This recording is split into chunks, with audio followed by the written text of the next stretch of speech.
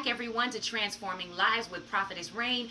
I am your loving host, Prophetess Rein Wallace, and it is Wednesday, and you know what that means. It is Help Me Stand Wednesday.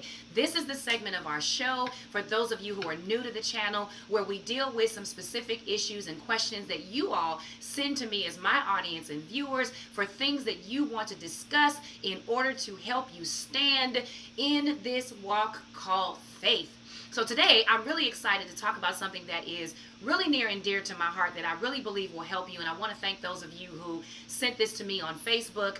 And your questions about the prophetic always bless me and warm my heart, because I am a prophet. And it is my desire to make sure that as a prophet of God, we can sort of safeguard the reputation of the prophets and make sure that we are representing prophecy, whether it is the gift of prophecy or the office of the prophet, very well. And we will have other segments on this particular topic. Now, they may not be consecutive, but they will come up, and as you see them, I hope that they are a blessing to you.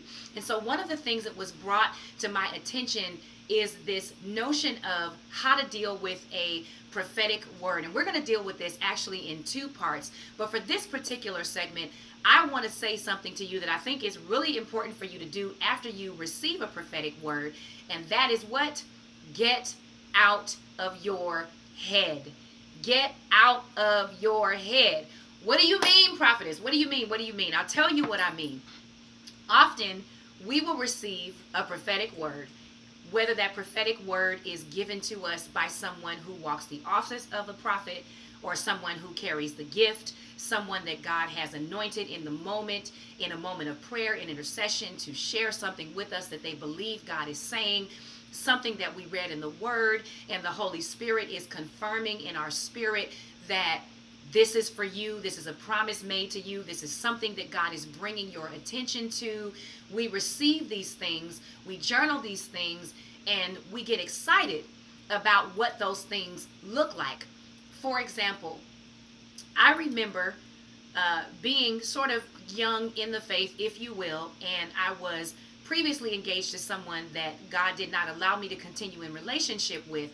But I remember this Sunday so distinctly and so clearly, because I had been seeking God about this man, and I really needed to hear from God. I really needed to know whether or not this man was who God wanted for my life. And if that question bothers you, we're going to actually have a segment on relationships and what God feels about relationships as well. So please stay tuned for that.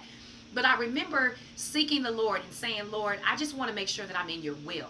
I want to make sure that I am doing this, not out of emotion, not just because I can, but I want to make sure that you sanction this, that you authorize this, because I understand I have a destiny. And I don't want to get this wrong. I had been married before. I had gotten it wrong before. And so it was really important to me to get that approval, that sign off from God.